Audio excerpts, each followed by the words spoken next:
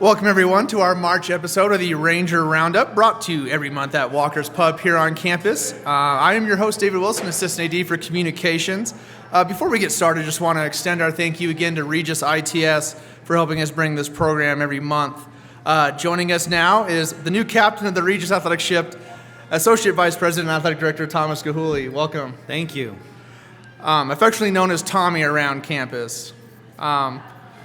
Well, Tommy, you started as the AD in February, certainly not new to Regis Athletics or Regis University. Can you give us a little bit of a synopsis of your experience with the institution as a former student athlete and as an employee? Yeah, absolutely. So came here back in 1992 as a student athlete, played for the men's soccer team for 4 years, and then had a real high touch on the university as an alumnus over the years through my businesses, restaurants mostly, hosted events, and then sat on the sub-board for a number of years and supporting the university from that capacity with Father President back then, Father John Fitzgibbons. And about 7 years ago, sold all companies and came back through a presidential appointment to CEO all the business outreach for the university through Higher Learning Partners, and then took a second presidential appointment in advancement doing all the strategic partnerships for the university. And then I find myself now in the role of Director of Athletics. So a brief synopsis of the history, but have had a touch and or a deep connection to university, either athletics or university as a whole, since I was 18 years old. Yeah. You know I asked you this earlier in this month when we were celebrating Division II Day, but what was it about Regis in Division II that first drew you here as a student athlete and then to come back as an administrator to Regis and to the Division II level? No, good question. So I as a student athlete, I had a really successful high school career, played on state championship teams and a team that won the national championship, and had offers to go to Division I schools, and ultimately it was my dad who really guided me on the opportunity here at Regis. He instilled in me the importance of not only the Catholic education, but the Jesuit Catholic education. He had received the same education back in New York City growing up in the 60s. And so at the time I was too young to understand that, but my dad really gave me some good guidance in that space, and that's how I came to Regis as a student athlete. From an administrator's perspective, the same core competencies hold true for me, and that's right what we bring back to the athletic department, and that's putting mission centric to what we do. The student athletes that we have in front of us have got a unique experience for 4 years, but our responsibility is to help them navigate not just from 18 to 22, but how do we leave them ready to be prepared for life from 22 to 82, right? And that's our responsibility. And so that speaks to me, and that's really why I feel blessed to be in this role. Had some success as a player, didn't you? Had three conference championships as a player, right? Yes, we had 3 conference championships while I was here, and a lot of fun. And funny enough, I think it was you that reminded me, looking at some of the stats, I had forgotten about, I think, one of them.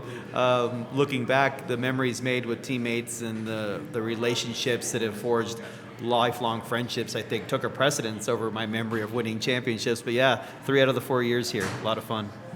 Who was the rival back then? Who'd you like beating up on? Yeah, no. So back then, we had a non-conference schedule that was all Division I. So we played Air Force every year, UNM, but the local rivalry every year really bounced between DU and Metro. Particularly DU was a fun beat because it was, at the end for me, that's who I narrowed down my decision on the recruitment. So when I chose Regis, the guys on the DU team did not forget about it. So every game we played, they were out for me, and beating them, we beat them twice in the finals to win the championship, and that was always a good crosstown rivalry against those guys. Absolutely. You touched on this a little bit, but after graduating from Regis, you spent a lot of time in the private sector, founding and owning businesses before returning to Regis in 2016. How did those experiences help for the transition to the associate vice president and AD role, kind of giving you a diverse background?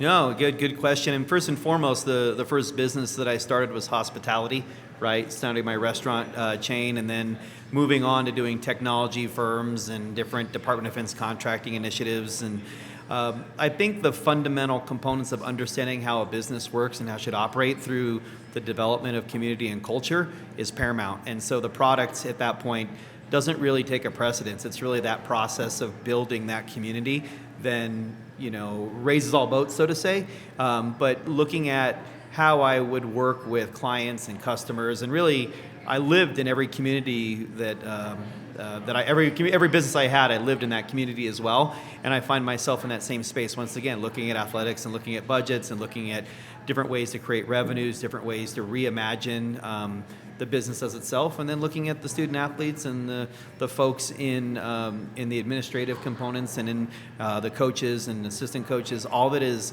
part of that community building aspect and creating this availability to everybody to take part in the successes. And so I think that translates whether you're doing it in the athletic department or you're doing it selling pizza or you're doing it selling Department of Defense contracting or cybersecurity solutions or kiosk solutions. So all of those different business experiences had that same component in mind, and that was servant leadership and building community over and over and over. You know, you joined Regis Athletics at an exciting time, got to be a part of the Regis women's basketball team's run, winning the RMAC regular season and tournament championships for the first time in 16 years. Just a couple weeks ago, women's lacrosse knocks off number 1 team in the country in UIndy. It's been an exciting first 8 weeks, right? And you also celebrated a birthday during that time.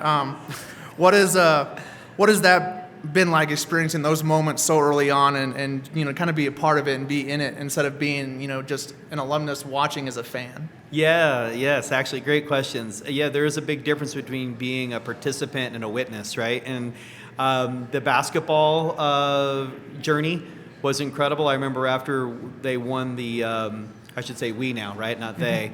But after we won the league, and then we found out we were going to host the RMAC, we all got together and got the pamphlet, and it was funny. We were all celebrating that and having dinner and drinks while we were trying to discuss the responses.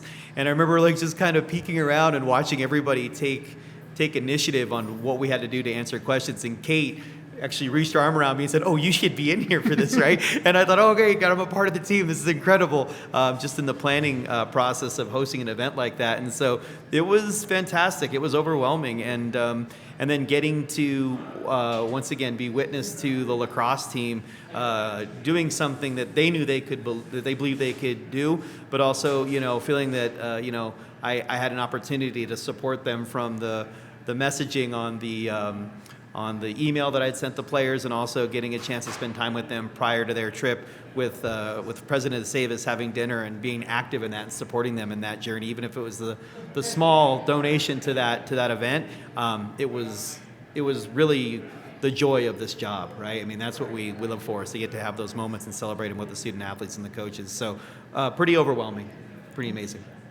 You know, our last question for this first segment, before we kind of dive a little bit more into the future of Regis Athletics, what are some things that you've seen in these 8 weeks that you think Regis Athletics is doing well right now? Some positives that can remain and maybe be expanded upon.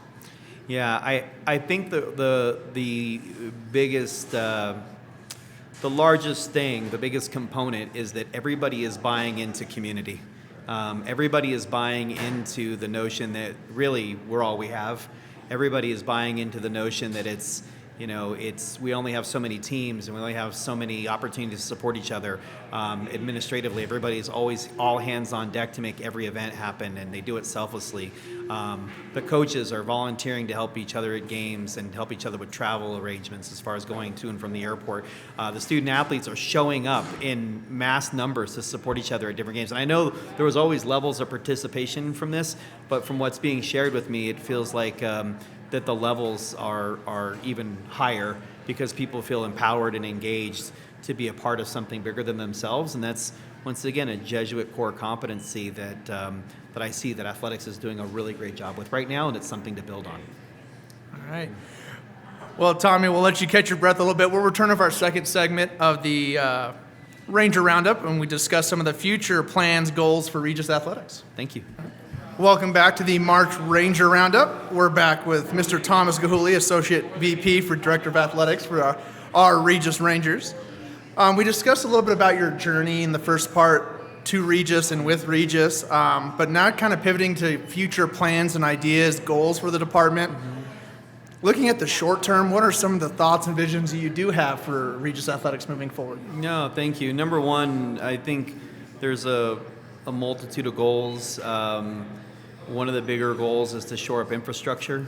We've got a lot of infrastructure needs, facility needs, and in alignment with that is doing a collaborative effort with some of the partnership opportunities that we have. I feel like literally we're leaving a lot of money on the table with regards to the use of our facilities with local partner organizations, youth groups, you name it. Right now our summertime offerings are roughly at 60%, but it's another big community build, right? We've talked about it with coaches around kind of the decentralization of the camp efforts, right, and the opportunities they have with not only ID camps but summer camps.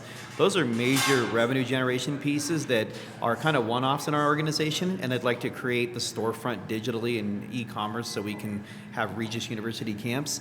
So some of the short-term goals, so to say, long-term goals being those larger facility needs and reorganizing some of our financials and consumables, but also doing direct alignment with the university as a whole so they understand how we operate, what makes us tick, so to say, and aligning that with really what their directive is, and that's through growing enrollments and creating opportunities for the reinvestment of the revenues from those enrollments back into athletics.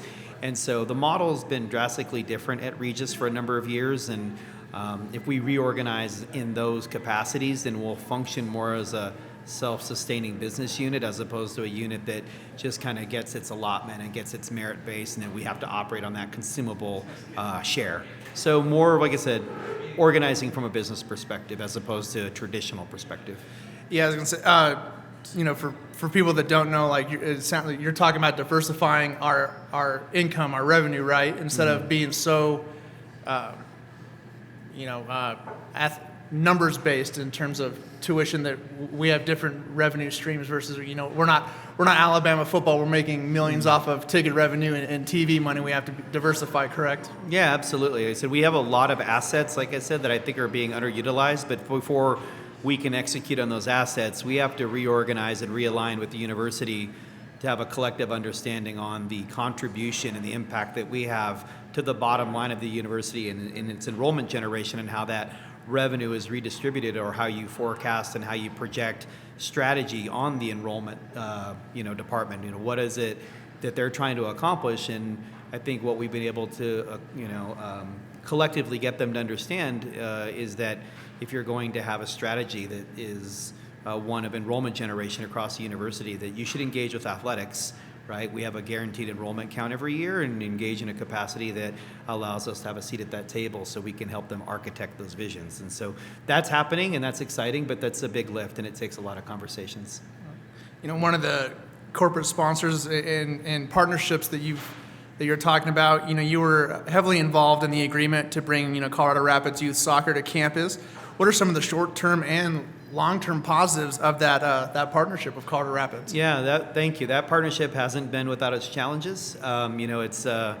It's all mergers and acquisition type of initiatives have their hiccups and have their shortcomings.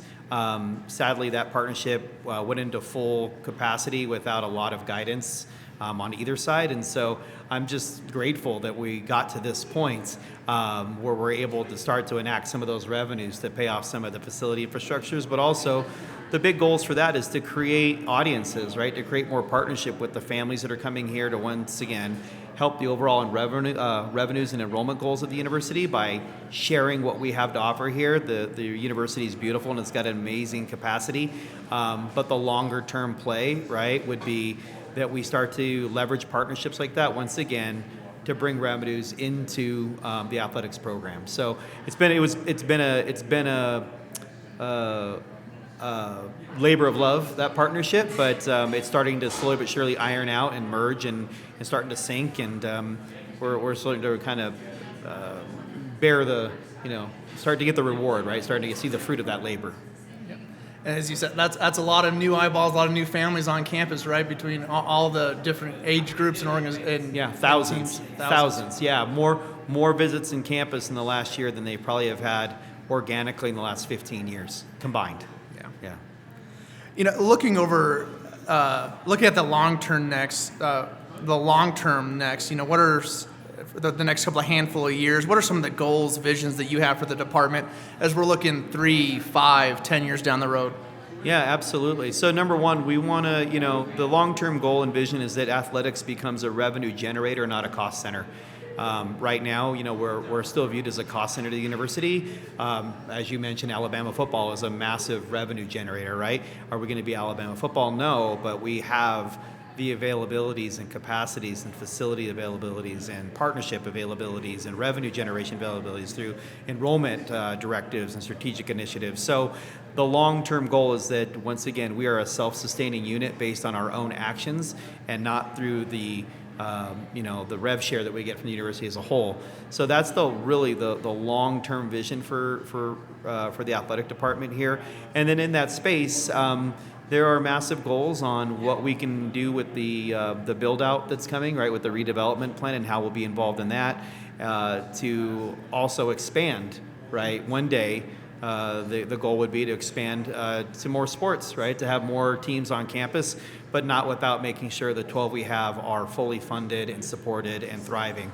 My hope and dream and goal would be that one day all 12 of our teams are competing in the top third, right? They're 1, 2, and 3 in the conference and getting opportunities where NCAA appearances and journeys into the tournament, long journeys, are just part of what we do here and who we are. So that's really kind of the long goals. In the short term, right, trying to create partnerships with local professional teams to give us opportunities to play in their facilities and partner with them, which is conversations that have happened and given us more exposure in the Denver metro area, so we can increase our recruiting and increase our visibilities and our branding. And so those are also big goals and strategies for the department. You've touched on a lot of positives and great things that are happening with Regis and Regis Athletics. We're in a fantastic city. We're a fantastic educational institution with a lot of things happening. What do you think excites you the most about the future of Regis University and Regis Athletics when you look at all the things that could grow and happen here? Yeah, geographically, we are placed better than any team in the RMAC. Knowing Metro, they've got people talk about their price point and their availabilities. Metro is in a real struggle because they're tenant to a really tough landlord, right? They don't own their real estate. Mines, great program. They're in Golden. They're not really within the geographical placement of Denver Metro. So given our geography and where we're at and where we are in our possible redevelopment of what could be a $650 million parcel here in the next calendar year, that is the thing I think that excites me the most, is the opportunity to win our backyard, right? Win the recruiting in the backyard, win the branding in the backyard, that when you think about, athletics in a very competitive scene as far as professional sports and, you've got DU who's doing wonderful things, that we are actually the top of that discussion because of that geography that I think hasn't been maximized just yet. So placement, that's really what excites me the most. Being available, right, to the Denver metro market. You had a wonderful experience with that when you had the outreach for the women's basketball run. When's the last time you saw that type of movement for a Division II women's program? 3 different TV shows, yep, right, or news stations, interviews. The numbers for the social media were through the roof. It just shows you how we've only scratched the surface to our branding and availability to the Denver market. Well, Tommy, before we let you go, we play a little game with all of our guests on the Ranger Roundup, a little rapid fire. So I got a handful of questions for you. Just give me the first answer that comes to your head. Okay. So if you weren't a soccer player, and I'm pretty sure I already know this answer, if you weren't a soccer player, what sport would you have played? Lacrosse. Oh my, I was wrong. I had you pegged for hockey. I play hockey, but I've fallen in love with lacrosse, my new favorite sport. What position would you play? An attack? I would play attack, yeah. All right. Absolutely. Okay, well, I'll have to ask Coach Kellner if she thinks that if you could make it. I don't know if I have the dexterity to play on that team. Okay. Or the toughness, but I'd love to give it a shot. We're still dealing with some winter weather in Denver, but with summer on the horizon, what is your favorite summer activity? Are you a golfer, water sports enthusiast? Yeah, no, I grew up wakeboarding and surfing. You're funny enough, what they call dryland surfer, right, on the boats. But over the years, my favorite summertime activity is taking my kids to the pool. We have a little swim club we're a part of, and Sunday dinners at the pool and relaxing with them and spending time with them is meaningful for me. And so over the summer, just trying to slow it down a little bit and kind of recharge and recoup. And days at the pool are by far my favorite thing to do. Yeah. Favorite sports movie and why? Favorite sports movie? Victory. So old school movie about World War II where Sylvester Stallone gets into a prisoner camp, and the English soccer players that were in camp that were all former professionals take on the German national team. Historic movie, and anybody that grew up as a soccer player, a soccer fan, knows this movie, Michael Caine. It's brilliantly done because the soccer is a small part of the movie, but by far my favorite sports movie. I'm glad you explained to me because I hadn't watched it yet. And in terms of Sylvester Stallone, I know we have Rocky playing in almost every baseball game down in the concession stand. It's been Rocky this year. And he's terrible in that movie. He's so terrible, he's great. I love it. What do you think makes Regis unique? When you look at the institution, the athletics as a whole, what makes Regis unique from anywhere else in the Army or from other institutions in Division II? Yeah, it's funny.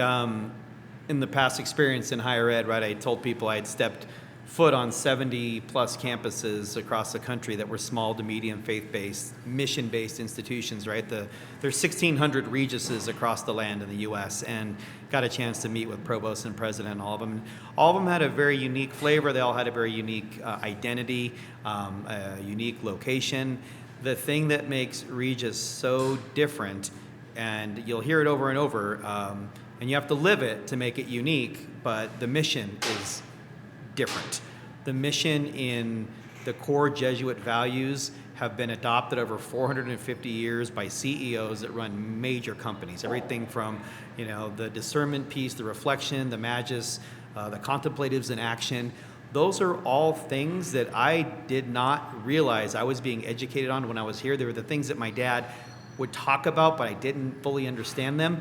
And I had no idea that I would do things in business that were directly related to the things that I learned at Regis. And over the years, that mission, if interwoven into your life, takes you so far.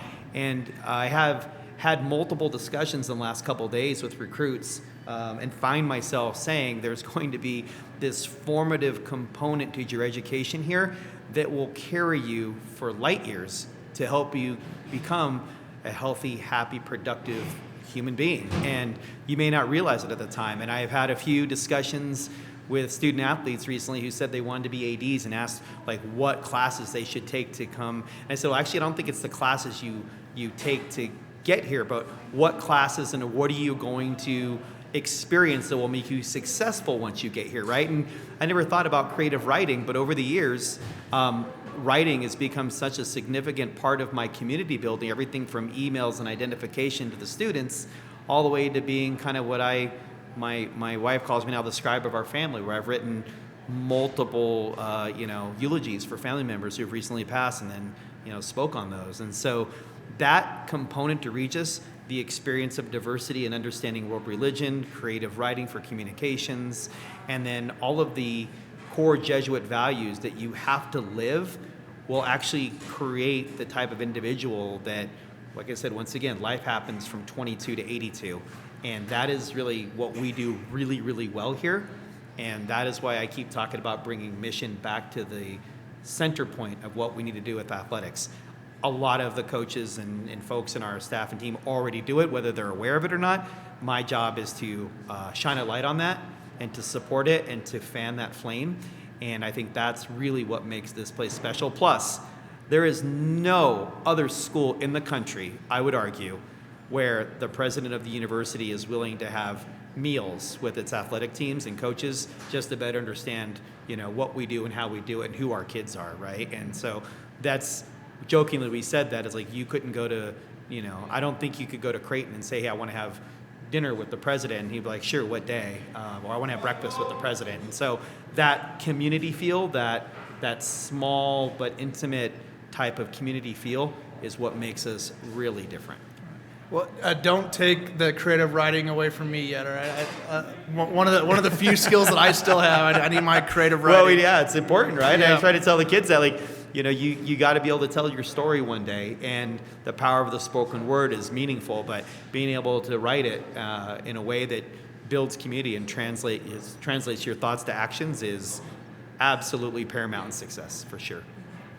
So we've already kind of discussed this. You had a decorated high school and collegiate career, but what's your best moment in athletics? Player, staff, what's the game? What's the moment that stands out? Yeah, for me, I think the thing that was, when you have kids, suddenly I think I've always enjoyed watching my kids succeed and fail in sport more than I ever enjoyed my own experience. And I think my most memorable moment right now was watching my youngest son win a state championship about a year ago, and it was a community team.